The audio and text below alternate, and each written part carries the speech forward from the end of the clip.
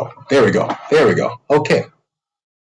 So, hello, welcome, and hello. If you are watching this video, you are at Emotions for Dummies with Dr. Donny, Social Emotional Learning with Dr. Donny. And, well, this week in particular, this month in particular, is Talk Time with Dr. Donny. Okay, so if you're watching this, welcome. Welcome to Talk Time with Dr. Donny. I'm the host of Talk Time with Dr. Donny. I'm Dr. Donny. And I'm a college professor, a sociology professor at CSU East Bay. And I teach a variety of courses in race, class, gender, youth issues. I teach a class in childhood. That led to me teaching a bunch of stuff around learning a bunch of things around social emotional learning, from which I have a workbook I put together called The Book of You, which is a guide for social emotional learning for adults. And from that, I've been putting together these Emotions for Dummies classes. And I have a beginner Emotions for Dummies, a regular Emotions for Dummies, and an advanced Emotions for Dummies. So they're all, each one's about a month. They drop in anytime. So if you're listening to this at any time, you can go to my Meetup page, just Google Emotions for Dummies and look me up there. And yeah, and then once I get through the advanced series, I always host a month of talk time with Dr. Donny, where I just sit here, and if anybody comes, I listen. And if nobody comes, then I'll just talk to myself, I suppose, or enjoy some meditative silence. But people come, and whoever comes, we just talk. We just talk whatever feels comfortable for them. So that can be all through texting, that can be all through speech, that can be talking, it can be just blowing up. If you need advice, if you need validation, whatever it is you need, whatever you need from talk time, we will open up space for that. Okay. Okay. So we got about 2 more minutes till class starts. I wouldn't mind some just meditative silence if that's okay with all of you, because it's been a long day for me today. And we'll see if anyone comes, and we'll see if we'll start feelings. We'll start talking about some feelings after that.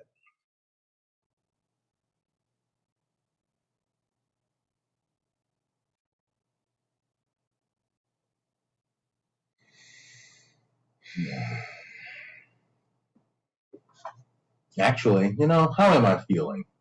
To be honest with all of you, be honest with the world here. Today was a busy day. I had my internship at a school, and I have 2 clients, both of which have some pretty intense situations going on with them. Stuff involving gangs, and another one has a whole bunch of other things. I have another client who is in the process of transitioning from male to female as a 16-year-old. So, there's just a lot of stuff involved in all of that, and even in the best of situations, these things would be difficult. But then, complications show up as well, right? Right, of course. Complications show up, and the complications make things a lot more difficult. So I had to deal with all sorts of complications to these situations today at work. All kinds of complications to these situations that making things difficult. And so my internship is tomorrow also. So tomorrow I will see how many of these complications I can address. What an opportunity. It's an opportunity to address complications. Yeah. So, yeah, I'm just feeling like I'm exhausted. I'm also feeling like I need to give myself a lot of compassion here. I need to give myself a lot of compassion. I've been through a lot. These are not easy situations, even in the best of conditions. So, given the complications, I get the right to say, hey, ease up on yourself. Ease up on yourself. Yes, it is tough, and take it one moment at a time, one piece of information at a time. You don't control anything in this situation, anyone else's life. Yeah. A lot to surrender, a lot of surrendering.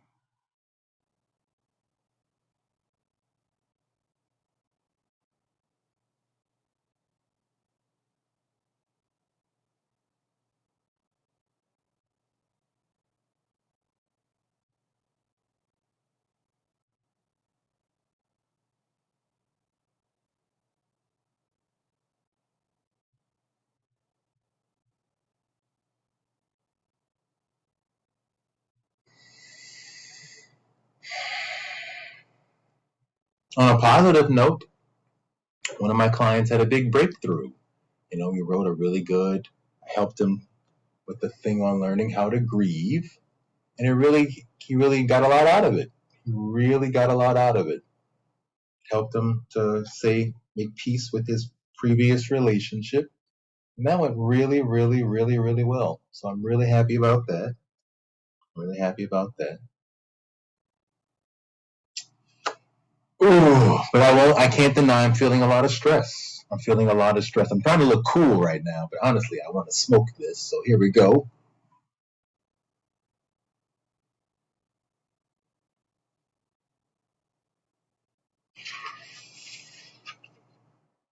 So, well, let me not unload about everything my clients went through. I should do one. Okay, so if you're watching this video, I can unload. That is what I'm here for. But I just want to make a little space to enjoy some silence. Maybe I will unload. Maybe that's what talk time will be today. That would be nice. I wouldn't mind. I guess I can unload until somebody shows up. Okay, well, okay, let's see. So I want to be careful not to disclose anything, revealing about my clients, right? That's definitely what I'm trying to also say right here. Yeah, that's what I'm trying to say. Well, so my client comes in and has a lot, just the client with the gang with stuff going on. I won't even get into the details of that, but he's got this stuff involving circulating around gang stuff. And he's trying. He's young. He just turned 18. He's trying to get his life together, and he's got this life, his past, and all these things he did in his past is catching up with him. He's just he's having to learn a whole new way of being now. His whole life was built around this gang culture, which is about being tough, and so he lives in this weird world where on one hand he has to be tough, but to actually be happy, to be himself, to have a girlfriend in his life, he has to be sensitive. So he has to be around his friends. He has to be tough to be around, to let people into his inner world. He has to be sensitive. And it's this constant, how do I find a balance there? It's really hard for him. It's really, really hard for him. So getting him to write this letter on grief and open up about how he was feeling and finally actually process through the feelings, not stay stuck in anger, to swallow it down and be tough so I can fight somebody. He's big on that. He's really big on that. That gang culture is really big about that. Just swallow your feelings and act tough. And then whatever you're actually feeling, stuff it so then you can use it to pop somebody. That's what I learned. That's what I learned. I learned there are all sorts of people in the world that, you know what, don't just get mad and flick somebody off, okay? Do yourself a favor. Don't just get mad and flick somebody off, okay? There are people out there who absolutely will F you up good. Okay, so yeah. So he wrote the letter. It really helped him out a lot. I'm really proud of him. I told him repeatedly how proud I was of him. He really wanted me to hug him. It was really great. He got all really sensitive and open. It was really great. I'm just hoping I can teach him some way to mitigate between, handling all these stresses. We all have things in our life we can't change. So, we have to just manage, Hopefully none of us are dealing with super crazy traumatic things like guns being pointed in our faces in our neighborhood, but some people are. Okay, so there you go. But all of us have stressful things we can't change, and we have to learn how to manage through the crisis we can't change or solve, or distress tolerance. Distress tolerance. We all have to work on our distress tolerance. And grieving is a big part of that, right? We're learning how grieving is all about getting your feelings out. Grieving is all about tackling all the difficult things in life you'd rather avoid. So yeah. So grieving is a really good exercise for that. So okay, and then as for me, taking in all the things my client told me in our session, I largely just wanted to hear about how his birthday went, and I could tell he was a little upset. So I said, okay, well, I just wanted you to know I hope you had a nice birthday, and the floor is yours. And then he just proceeded to. He went on for 20 minutes straight about all these things that happened, and all this stuff. He had guns and violence and stuff and stuff, stuff and stuff and stuff. Okay, so it's intense. It's intense. I've had to kind of make peace with. There's just I'm only here to step into somebody's life for just a brief flash of a second, So, I have to respect whatever people bring in. I can't tell people how to live their lives. I'm just here to offer a little bit of resources, at best. So it's something here, and getting to hear some of these things. It's really something.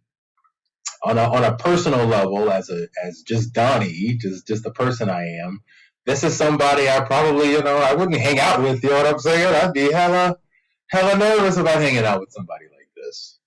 But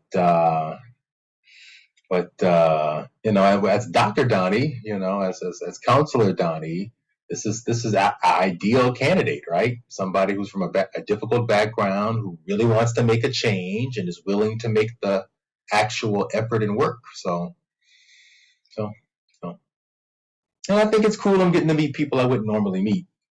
As long as that gang stuff doesn't come anywhere near me. You know what I'm saying? I just don't ever want.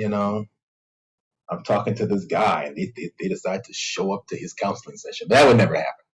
I don't think they show up to his school, but then again, who knows how gang violence works? Who knows? So I don't know. Oh, he also told me he went to the 7-Eleven, and 5 minutes after he left the 7-Eleven, he went home and was laying in bed, and gunshots went off, and someone got shot at the 7-Eleven. So yeah, so that's real. So there you go. And I bet that would scare the holy crap out of me too, right? So yeah, man. Hmm. As I'm telling you all this, what comes up for me is when I was younger, when I was 19, 20, I used to work as a tour guide. I was a uh, I was the help me out here. I was the theater director, the musical director of a theater, community theater, downtown New Orleans. Okay, it's called NORD, the NORD, New Orleans Recreational Department, community theater. Okay, I for about a year or so there, I worked at this community. I played the piano and organized the music and a band for this community theater. And memories. But I remember one day I was biking to work, and I had decided recently to just start biking through the hood, because the hood was a straight line from the university directly to work. I used to bike out of the way to a big street, and then go down this big street, which was lined with really wealthy houses. Also, it's in New Orleans. It's called St. Charles Avenue.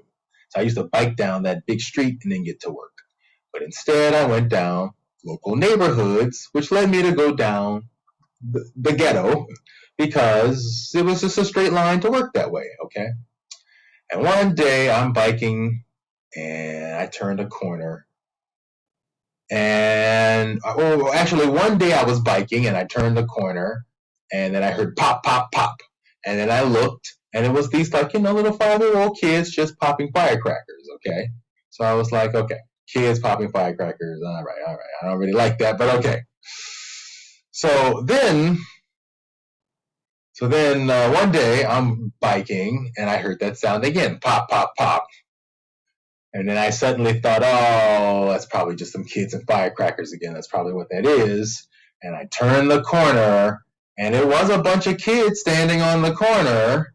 A bus had just left. The kids were all standing on the corner. So I was like, okay, kids, okay, I'm out of here. And I biked past the kids and looked down, and there was a dead body right there on the ground, blood gushing out the head, everything. And I saw that, and I was like, ho, ho, ho, ho, ho, ho, ho, I gotta get out of here quick. And I just pedaled, like, just total, just mental dissociation, like, just brain to feet, just, whew, I just, whew, got out of there as fast as possible. And then I remember I was pretty much near work when I, like, paused, got myself together. I was like, oh, I gotta tell somebody this.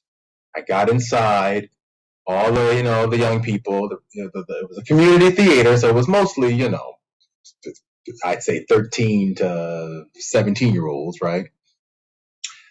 And I walked in and I said, "You won't believe this! I saw a dead body. I saw a guy get shot. It was so like I saw a guy get shot." And they looked at me and they were like, "What? Yeah, I mean, like that's the first time you've seen that something that like I've seen like 6 of my friends got shot this year alone."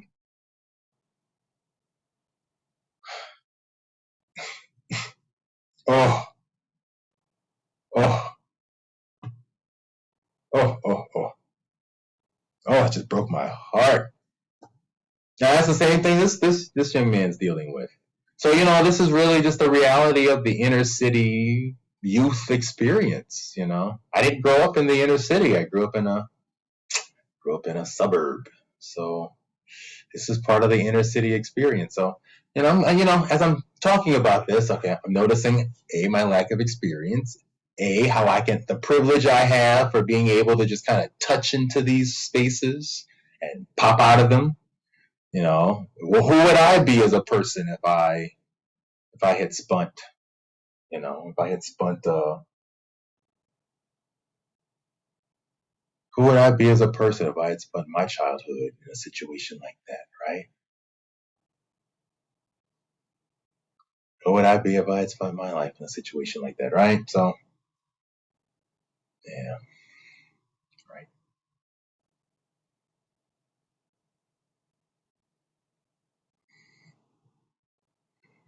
Also, I think about the person who said that to me, the youth who said that to me back then. That guy would have to be, I mean, he'd have to be probably like 35 now. Yeah. Mm, Pray for all the babies. Life, life, life, life, life, life. Man. Mm-mm.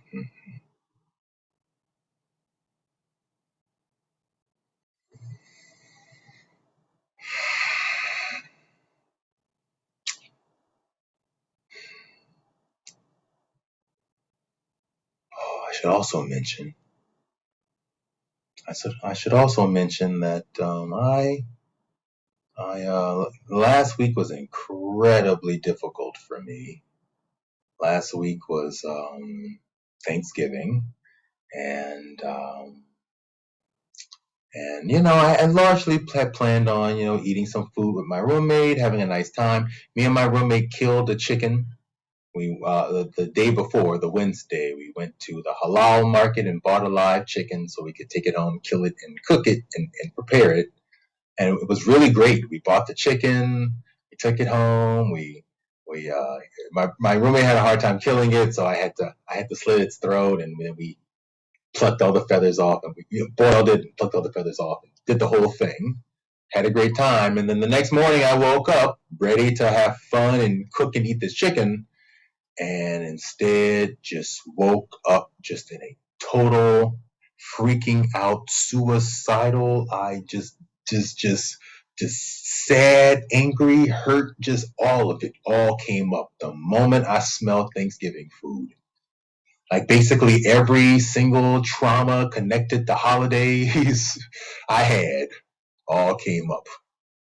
All the repressed anger, repressed hurt from holidays of no one listening to me, or not being allowed to help, or being told how to feel, or presents I didn't want and I had to smile through, and being told I need to be happy and grateful when I feel miserable because I'm not supported in any way as a person for who I am, except for making good grades. I a lot of resentment, a lot of resentment. And so I talked to my roommate about it. He told me about his childhood stories. That helped me a bit. I cried, did a lot of crying. I suddenly realized the resentment. He cooked the chicken perfectly. It came out wonderfully. I cried a whole bunch when that happened because I realized my parents didn't care at all about the fact that I used to raise birds. They didn't care at all. And a long line of things they really should have shown some interest in or discussion about, but didn't care or didn't support me, didn't encourage or support. And so my roommate, finished his meal and he was tired, so he went to sleep. I got real upset. And I went to take a walk and I was still upset. And then I went find a playground to sit on and I realized how basically I got shamed in so many ways as a kid for just being a good person. I got shamed in so many ways. I couldn't stand up to, I wasn't allowed to express how I feel at all, even if what I felt was, should I say the right thing to feel or the right thing to do. It still was problematic if it went against what my parents were doing at the time, right? So whole bunch of shame. Then I got really upset when I felt into that. I got real upset in this crazy suicidal feeling like I just want to go and drive into oncoming traffic came up for me.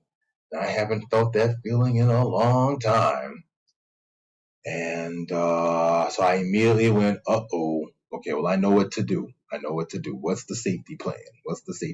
So I said, I'll walk back to my apartment. I'll get a blanket, a pillow.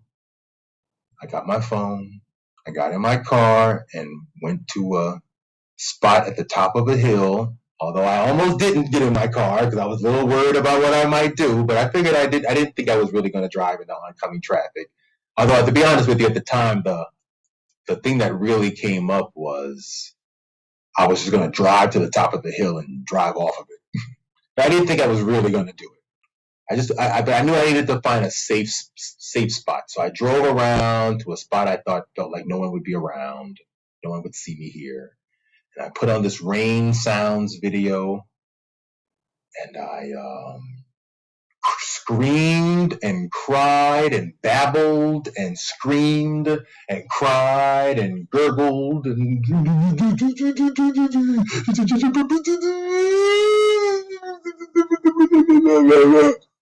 for 2 hours straight, full on.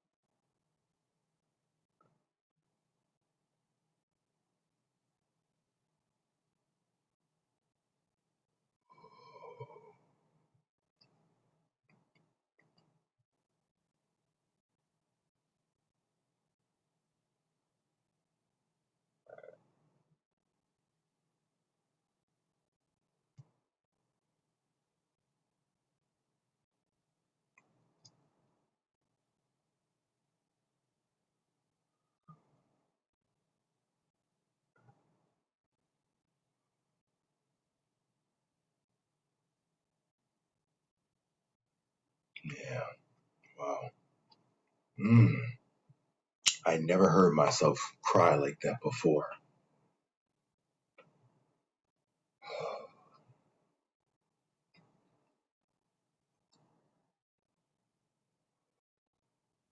Honestly,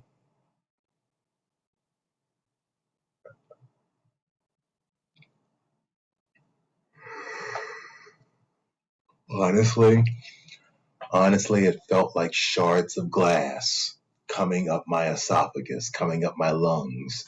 That's what it felt like, shards of glass.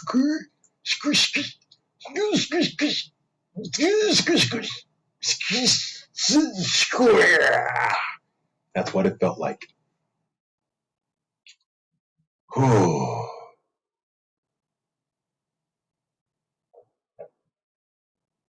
That's what it feels. Still, stuff still coming up now. It's just coming up now. So just let it come up. Oh. Mm.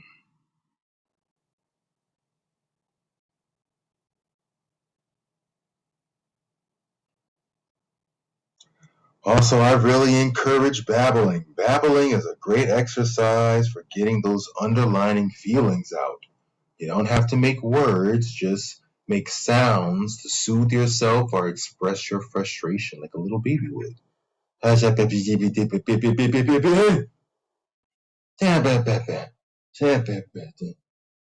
Go to a space where you feel pain, put some babbling there. What is it? Express it in babbles.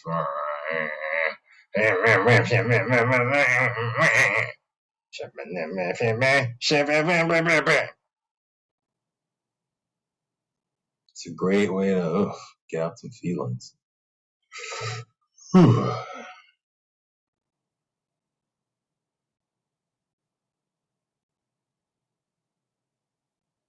Oh, oh,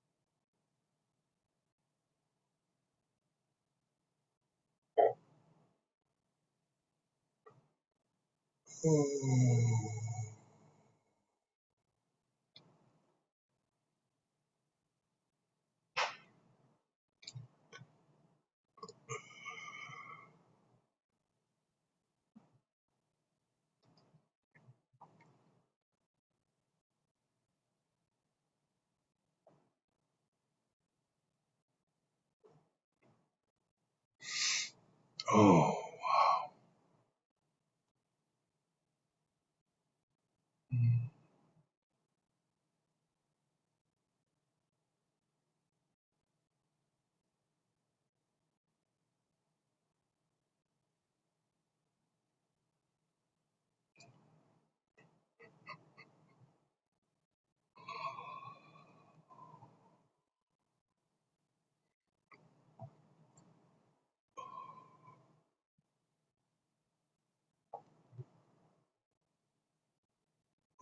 just let go of all that control.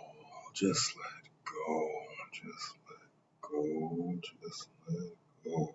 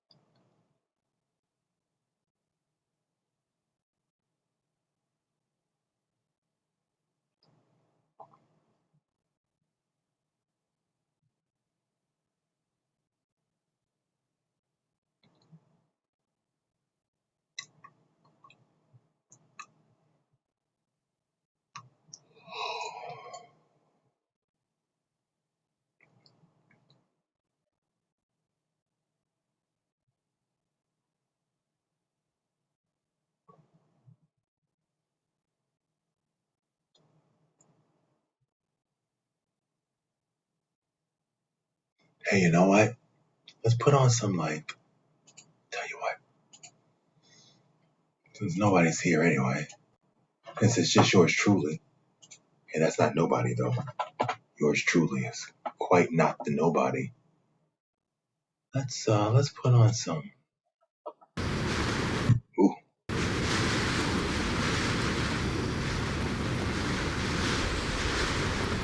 go with some.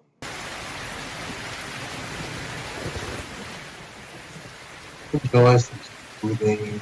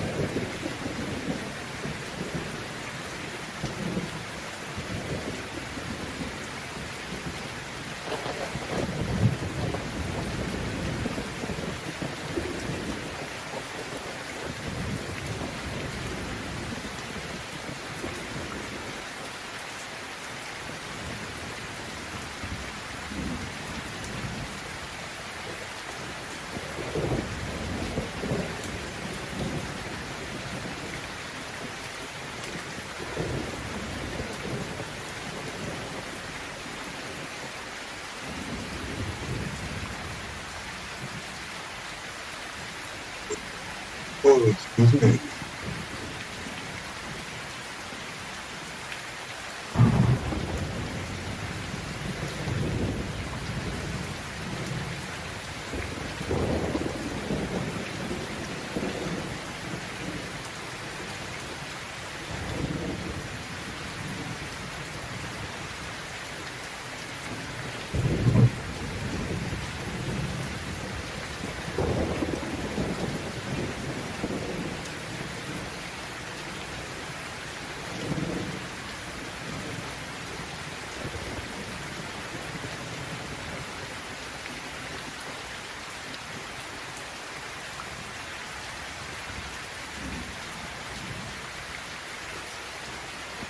Okay, I tell you what, I don't want this to take a little nap.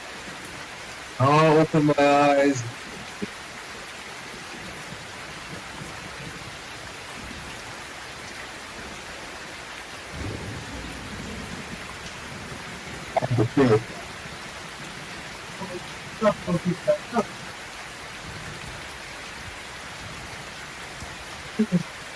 Building is so important.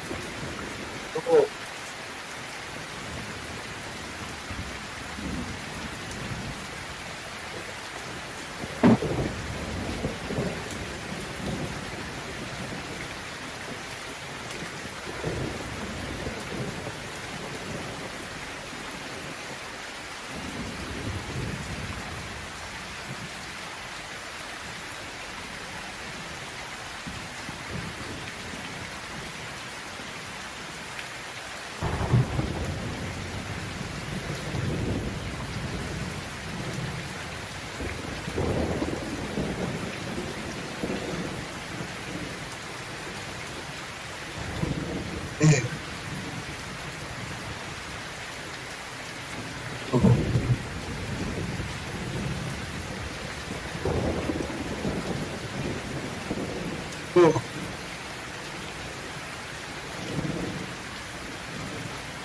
let's pause that. Let's pause that. Whew. Whew, that was amazing.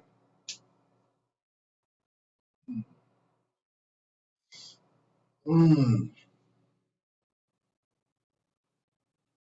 Oh, yeah, so I just want to let yourself come to. I just want to just stress the importance of making space to soothe yourself through your feelings. It's just, we really have to nurture that inner brain stem self regulation, self soothing thing before we can heal. The parts of our brain that deal with emotions or the parts that just deal with thinking. And a lot of talk therapy just deal with thoughts and thinking, right? So it's so important to take the time to take the time to heal, to take the time to self-regulate, self-soothe. You might not have gotten it nearly as much of what you needed of this as a kid, and you might not get it a whole lot now as an adult. So it's really, really, really, really helpful. I put these videos on almost every night lately. I don't sleep well. And I'm still not sleeping well, but I'm relaxed a lot more, and it's helping me to calm down those real deep inner spaces where I feel tight and tense and pain. Yeah. So I'm still not sleeping well, but check back in a month. Who knows? 2 months, who knows, right? Who knows? Check back in 2022, and who knows?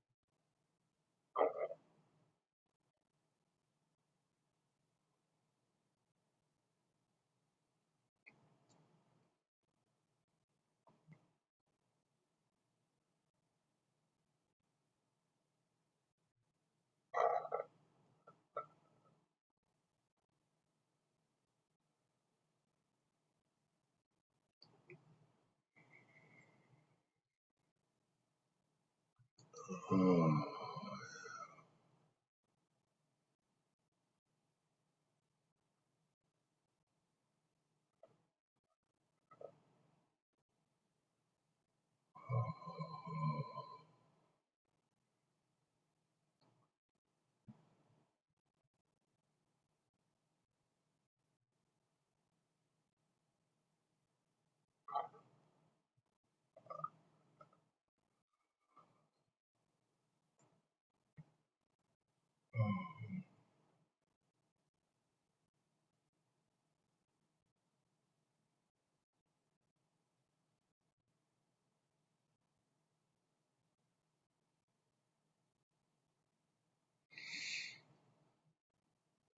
oh,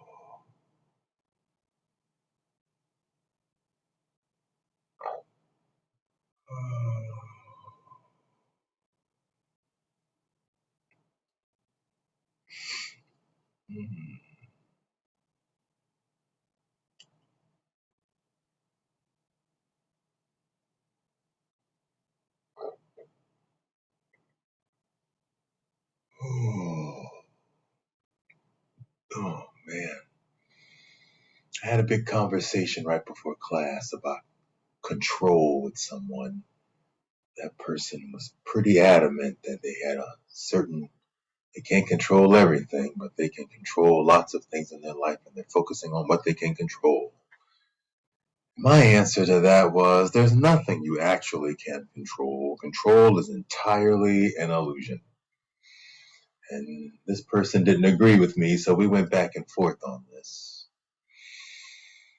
And I'm sitting with it right now. All the spaces, I think I'm in this place where I have accepted that control is entirely an illusion. You have no control, 0%. But then if I sit with it, I can still find all kinds of ways I still think I have control. And what I was sitting with is, actually all beliefs, every thought you're holding on to, the part of you that plans, the part of you that worries, all of those parts of you are built on the assumption of control, controlling your thinking, that you have control over your brain. But you don't. You don't have control over your brain. I mean, here and there, Mm, mm. Really, those moments you think you have control is only because something happened and you were okay with it, right? I went for this cup. I went for this cup of coffee right now, and I can tell myself I have control because I had the thought, and then I attached onto the thought. I tried to control the thought, put the thought into action, and make it happen. But if at any given moment, I develop some disability where that doesn't happen anymore, and I can't trust that my thought will lead to the action happening. That loss of control would show you just, well, that's why it's called, yeah, it would show you how you didn't really have control to begin with. It's just your mental heart wiring was functioning in that certain way at the time, and now it functions differently, right? You had an assumption of control over how your mental heart wiring, how functional or healthy or I'm trying to avoid the word normal. So, but how functional or you had an assumption that your mind would work in a neurotypical sort of way, and now it doesn't. And now it doesn't. And now it doesn't. So assumptions of control. So the control happens on all sorts of levels. All sorts of levels. Thought levels, control. So who would you be if you went to all those spaces and just let go of the control? Just give yourself some moments to let go of all the control. Everything, anything that comes up. You start thinking about breathing. I need to breathe. I need to breathe. No, no, you don't. Let go of the control. That came up too. I kept having this like, I'm getting nervous. I'm getting nervous. I need to breathe is just another way of saying I'm getting nervous. Let go of the control. You can't control the nervous. Just get nervous. Let it come. Let it pass. See what happens. See what happens. Okay. Who would you be if you let go of as much control as you possibly could on a regular basis? You'd be free. you'd be free. So every space where you feel any kind of control in your mind, a thought, any thought, holding on to thought makes belief. Holding on to thoughts makes stress. Holding on to thoughts make time. All of it. So who would you be if you let go of all the control? Okay, so why don't we give this a shot? How about for the next half hour, while we till the end of class? You and me, whoever's watching this video, you and me. Half hour, give up all the control. Okay, and I'll log back in. Actually, just to help us, I'll set this video for the final half hour of the video.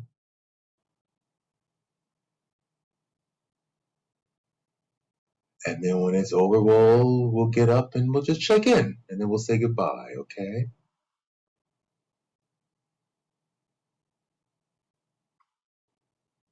Okay, here we go.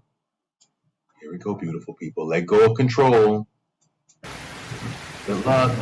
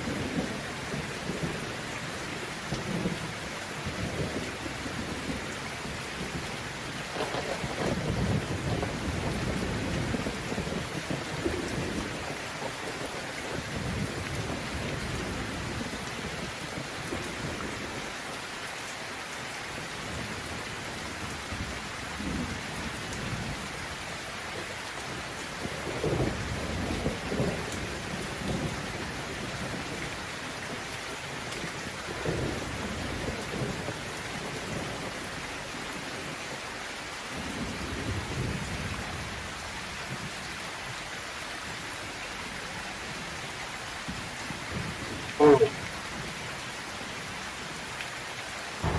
oh, I did it fast here.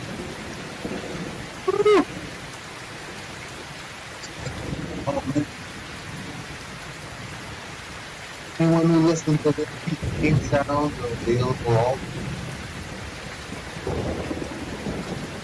the way made feel. All you have to do is put on the video and let the rain is like, God said, don't let the God and there they go. Teach you. Yeah, I just want to take a moment in honor wherever you are. Make space to be with your feelings. And if you hear this video, please come next week. I'm sorry, my emotional state does not allow me to be. Anyone of you need help, please.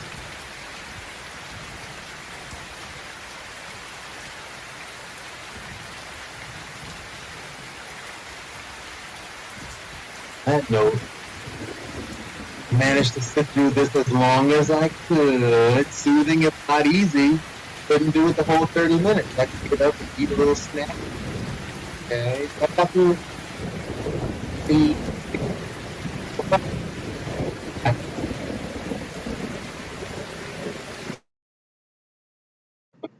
was off. It's,